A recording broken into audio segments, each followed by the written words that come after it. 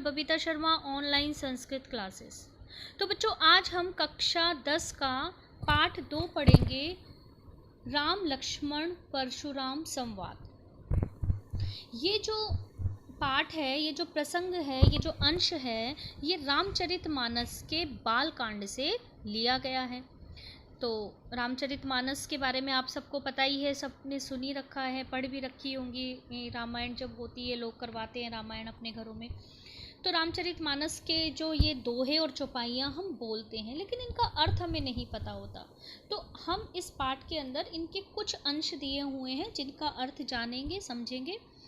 अब ये जो कथा है, ये जो प्रसंग दिया हुआ है, वो सीता स्वयंवर में जब राम शिव के धनुष को तोड़ देते हैं तो परशुराम जी को पता चल जाता है, क्योंकि जैसे ही शिव का धनुष टूटता है तो टंकार होती है, तीनों लोकों में एकदम से ध्वनि होती है।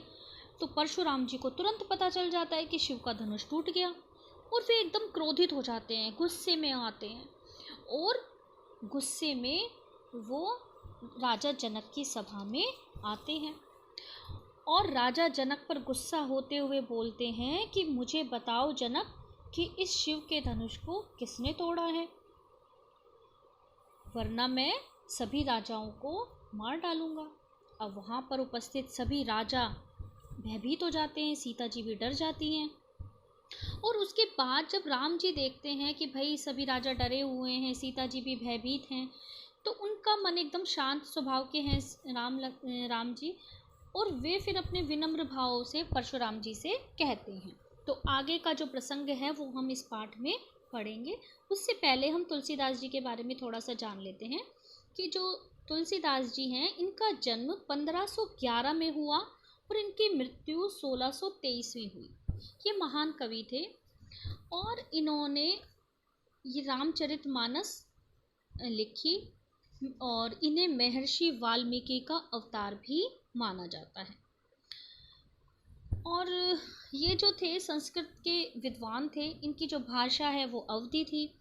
ये जो हम अब प्रसंग पढ़ेंगे, ये जो बालकांड हम पढ़ेंगे इसके अंदर इसकी जो भाषा है वो अवधी है। इसके साथ साथ इन्होंने दोहा और चौपाई छंद का प्रयोग किया। इसमें दोहा आएगा, फिर उसके बाद चौपाई आएगी, इस तरह से इसका प्रयोग किया गया, इसलिए हम पढ़ेंगे इसमें। और इसके अंदर उपमा, रूपक और अनुप्रास अलंकार का भी कवि ने प्रयोग किया है। कहीं कहीं पर उन्होंने मुहावरों का प्रयोग भी किया है। और इसके अंदर रस भी हैं, वीर रस तो है ही, और जगह जगह पर आपको हास्य रस भी देखने को मिलेगा। और इनकी जो भाषा शैली है वो संवाद शैली में लिखा गया है। ये तो पाठ शुरू करते हैं हम। जैसा मैंने आपको बताया, श्री रामचंद्र जी बड़े विनम्र भाव से परशुराम जी के गुस्से को देखकर उनसे कहते हैं कि हे नाथ, नाथ शंभुधनि भंज निहारा, मोहेउ क्यों एक दास तुम्हारा। कि हे नाथ, इस शिव के धनुष को, शंभुधनि शिव के धनुष को, भंज निहारा तोड़ने वाला, होएउ क्यों एक दास तुम्हारा, कोई तुम्हारा एक दास ही होगा। आए सु कहा कहिए किन मोही, आप मुझे आज्ञा दीजिए, आप मुझे कहिए जो कुछ भी कहना है।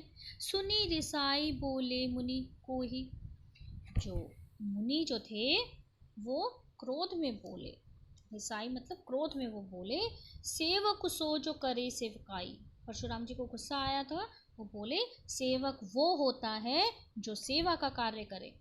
अरि करनी करी करे ये लड़ाई, अरि मतलब शत्रु और करनी मतलब कार्य। अरि करनी शत्रु वाले कार्य करे, वह तो शत्रु होता है, उससे तो करी लड़ाई, उससे तो लड़ाई ही करनी चाहिए। तो परशुराम जी कहते हैं कि वो सेवक जो होता है वो तो सेवा का कार्य करता है, लेकिन शत्रु जैसे जो कार्य करे वो तो शत्रु हुआ, और उससे लड़ाई करनी चाहिए। सुनहु राम जेहि शिव धनु तोड़ा, सहस्र बाहु सम सो रिपु मोरा। सुनो राम, जिसने भी इस शिव के धनुष को तोड़ा है वो सहस्र बाहु, हजारों भुजाओं के समान मेरा शत्रु है। रिपु मतलब शत्रु, सहस्र बाहु सम हजारों भुजाओं के समान, सो रिपु मोरा वो मेरा शत्रु है। सो बिल गाओ बिहाई समाजा, न त मारे जेहि सब राजा। सो बिल गाऊ बिहाई समाजा। अब वो कहते हैं कि उसको अलग करो, बिल गाऊ का मतलब अलग, और समाजा मतलब समाज से, यानी इस सभा से। तो वो कहते हैं कि वो सभा से अलग हो जाए, जिसने भी शिव के धनुष को तोड़ा है वो सभा से अलग हो जाए। न ते मारे जई सब राजा, नहीं तो सारे राजा मारे जाएंगे। सुनी मुनि वचन लखन मुस्काने, मुनि के वचन को सुनकर लक्ष्मण जी मुस्कुराने लगते हैं। अब लक्ष्मण जी तो बड़े चंचल हैं, है ना, राम तो बहुत सीधे साधे हैं, भोले भाले हैं, लेकिन लक्ष्मण चंचल हैं। वो उनकी बात को सुनकर मुस्कुराते हैं। बोले परसु धरे यौ माने, और परशु को धारण करने वाले परशुराम जी से वो बोले, बहु धनुई तोरी लरिकाई, कबहु न सिरिस कीनी गोसाई। बहु मतलब बहुत सारी, धनुही, धनुई होती है छोटी छोटी धनुष, जिससे बच्चे खेलते हैं। आपने देखी होगी ना रामलीला में, जो बाजार में मिलती है, बच्चे घर लाकर खेलते हैं, तीर बाण चलाते हैं, तो छोटी छोटी सी धनुही। तो लक्ष्मण जी कहते हैं, बहु धनुही तोरी लरिकाई, लरिकाई मतलब बचपन में, लड़कपन में हमने बहुत सारी धनुही तोड़ी हैं, ऐसी तो धनुही हमने बहुत सारी तोड़ी हैं। कबहु न सिर से कीनी गोसाई, आपने तो कभी इतना गुस्सा नहीं किया। तो कबहु न असिरिस कीनी गोसाई, गोसाई मतलब हे स्वामी, हे नाथ, आपने तो कभी इतना गुस्सा नहीं किया। रिस का मतलब गुस्सा करना। यही धनु पर ममता के ही हेतु, इस धनुष पर ही इतनी ममता क्यों। हेतु का मतलब कारण, क्या कारण है कि इस धनुष पर ही आप इतनी ममता दिखा रहे हो।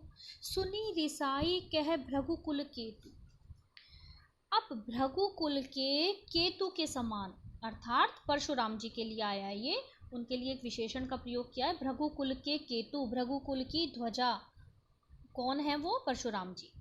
तो उनको सुनकर गुस्सा आता है। वो जब ये बात सुनते हैं लक्ष्मण की, तो उनको बड़ा गुस्सा आता है। अब वो लक्ष्मण जी से कहते हैं कि रे नृप बालक काल बस बोलत, तो ही न संभार, धनु ही सम त्रिपुरारी धनु विदित सकल संसार।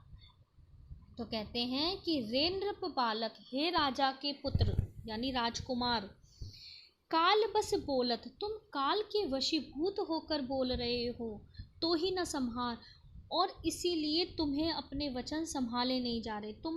तुम्हें समझ नहीं आ रहा कि तुम क्या बोल रहे हो, क्योंकि तुम काल के वशीभूत हो। काल के वशीभूत का होने का मतलब होता है कि मृत्यु तुम्हारी निकट ही है। धनु ही सम त्रिपुरारी धनु, अब त्रिपुरारी कौन है, शिव जी, 3 पुरों के स्वामी, उनको त्रिपुरारी कहते हैं शिव जी को। और शिव जी के धनुष को तुम धनु ही समझ रहे हो, धनु ही सम, धनु ही के समान, त्रिपुरारी धनु, शिव के धनुष को। विदित सकल संसारा, ये तो सारे संसार को पता है, विदित मतलब पता है समस्त संसार को कि ये शिव का धनुष है, और तुम उसे धनु ही के समान समझ रहे हो। तो कहते हैं वो, उनको गुस्सा आता है परशुराम जी को। अब उनकी बात सुनकर लक्ष्मण जी कहते हैं आगे, लखन कहा हसी हम रे जाना, सुनहु देव सब धनुष समाना। लक्ष्मण जी हंसकर कहते हैं कि हे नाथ, हमने तो सुना है, या हमने तो जाना, मतलब हमारी नॉलेज में तो ये है कि सुनहु देव सब धनुष समाना, कि हे देव, सारे ही धनुष समान होते हैं, सारे धनुष एक जैसे होते हैं। भाई हमें तो इतना ही पता है कि सारे धनुष एक जैसे होते हैं। अब देखो, ये तो सबको ही पता था वो शिव धनुष है, कोई साधारण धनुष नहीं था। और लेकिन फिर भी जो लक्ष्मण जी हैं वो ऐसी बातें बोल रहे हैं, उनको और गुस्सा दिला रहे हैं, उनको उकसा रहे हैं। तो कहते हैं कि हमें तो, हमारी जान में तो, हमारी नॉलेज में तो सारे धनुष एक जैसे ही होते हैं। का क्षति लाभु जून धनु तोरे, क्या क्षति का मतलब हानि, वो क्षति का मतलब होता है नुकसान, लाभु का मतलब लाभ, जून का मतलब पुराना, धनु तोरे। तो वो कहते हैं इस पुराने धनुष को टूटने में क्या लाभ और क्या हानि, क्या क्षति, क्या हानि, लाभ इस पुराने धनुष के टूटने में। भाई पुराना धनुष था, टूट गया तो क्या फर्क हो गया। देखा राम नयन के भोरे, राम ने तो सिर्फ इसे नए के धोखे में देख लिया। नयन मतलब, अब नयन के 2 मीनिंग है, एक अर्थ ही होता है नयन, एक अर्थ होता है नेत्र और एक अर्थ होता है नया। तो राम ने तो केवल इसे नया समझकर, नया धनुष है उसके धोखे में सिर्फ देखा भर था। और अगर ये पुराना धनुष टूट भी गया तो इसमें क्या नुकसान है। छुअत टूट रघुपति न दोषु, छूते ही रघुपति के, रघुपति मतलब श्री राम के छूते ही टूट गया, न दोषु, इसमें इनका कोई दोष नहीं है। मुनि बिनु काज करिए कत रोसु, अब मुनि से कहते हैं कि हे मुनिवर, आप बिना कारण के ही इतना गुस्सा कर रहे हैं। भाई ये तो, इसमें इनकी कोई गलती नहीं है, इन्होंने तो छुआ था, बस छूते ही टूट गया। बोले चितई परुसी की ओरा, रे सठ सुने हूँ सुभाव न मोरा। बोले चितई परसु की ओरा, परसु की ओर देखकर, अपने फरसे की ओर देखकर, फरसा मतलब कुल्हाड़ी, एक्स, उसको देखकर परशुराम जी बोले कि रे मूर्ख बालक, सठ का मतलब मूर्ख, रे मूर्ख, सुने हो स्वभाव न मोरा, तुम मेरे स्वभाव के बारे में नहीं जानते, तुमने नहीं सुना मेरे स्वभाव के बारे में। अब परशुराम जी के बारे में सबने सुन रखा है, बड़े क्रोधी मुनि थे वो, तो वही कहते हैं परशुराम जी अपने फरसे की ओर इशारा करते हुए, उसको देखते हुए कहते हैं कि हे मूर्ख बालक, क्या तुमने मेरे स्वभाव के बारे में नहीं सुना। बालक बोली बधऊ नहीं तो ही, केवल मुनि जड़ जा नहीं मोही। बालक बोली बधऊ नहीं तो ही, मैं तुम्हें बालक समझकर कुछ नहीं कह रहा हूँ, लेकिन तुम मुझे केवल साधारण मुनि मत समझ लेना। होते ना कि भाई एक साधारण से मुनि हैं और कुछ भी नहीं करेंगे, तो ऐसे मेरे को साधारण मुनि मत समझ लेना। बाल ब्रह्मचारी अति कोही, विश्व विदित क्षत्रिय कुल द्रोही। अब जो एक सेकेंड,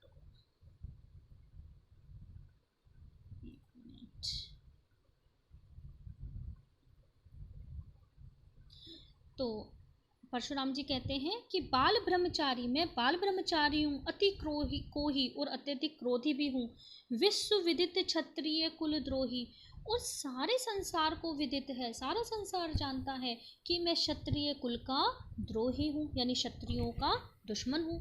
क्षत्रिय मतलब राजा, तो हमारा समाज हमारा जो समाज था 4 वर्णों में विभाजित था, तो जो क्षत्रिय होते थे वो राजा होते थे, जो शासन करते थे। तो कहता है कि ये तो सारे संसार को पता है कि मैं क्षत्रिय कुल का द्रोही हूँ, यानी उनका दुश्मन हूँ। भुजबल भूमि भूप बिनु कीनी, भुजबल अपनी भुजाओं के बल पर मैंने भूमि को, पृथ्वी को, भूप बिनु, भूप मतलब राजाओं के बिना, बिनु मतलब बिना, कीनी कर दी थी, मैंने राजाओं से रहित कर दी थी, अपनी भुजाओं के बल से मैंने इस धरती को राजाओं रहित कर दिया, मतलब सारे राजाओं को मार दिया था मैंने। विपुल बार मही देवन दीनी, और विपुल मतलब बहुत बार, हजारों बार मैंने इस धरती को ब्राह्मणों को दान दे दिया था, मतलब क्षत्रियों को मारकर ये जो धरती है वो ब्राह्मणों को दान दे दी थी मैंने। सहस्र बाहुभुज छेद निहारा, परसु बिलो की महीप तो कुमारा। अब कहते हैं वो सहस्र बाहुभुज छेद निहारा, सहस्र बाहु मतलब हजारों भुजाओं के समान। एक सेकंड,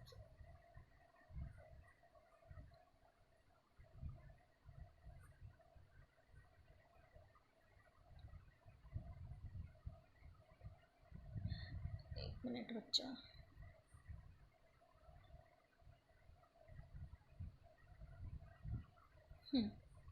सहस्र बाहुभुज छेद निहारा, परसु बिलो की महीप कुमारा। महीप कुमारा मतलब राजकुमार। परसु बिलो की, मेरे परशु को देखो, ये सहस्र बाहु, सहस्र हजारों भुजाओं के समान बलशाली है। और मातु पितौ जनि सोच बस, करे ये महिष किशोर, गर्भन के अर्भक दलन, परसु मोर अति घोर। परशुराम जी कहते हैं कि हे राजकुमार, मैं तुम केवल अपने माता पिता के बारे में सोचो, मातु पितौ जनि सोच बस, बस अपने माता पिता के बारे में सोचो, करसी महिष किशोर, कि वो तुम्हारे बिना उनका क्या होगा, गर्भन के अर्भक दलन। अब कहते हैं परशुराम जी कि मेरा जो ये फरसा है वो गर्भन के मतलब गर्भ के अंदर जो बच्चे होते हैं, अजन्मे जो बच्चे होते हैं, उनको भी नष्ट कर देता है। यानी गर्भ के बच्चे भी इस फरसे के डर से मृत्यु को प्राप्त हो जाते हैं, गर्भ में ही मर जाते हैं।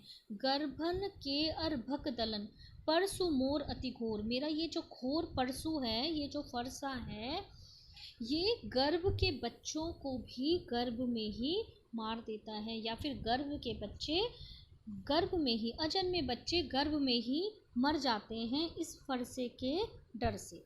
इसलिए तुम केवल अपने माता पिता के बारे में सोचो कि उनका क्या होगा। तो बच्चों यहीं तक पढ़ेंगे, इसके अगले 2 पैराग्राफ में आपको नेक्स्ट क्लास में पढ़ाऊंगी। धन्यवाद।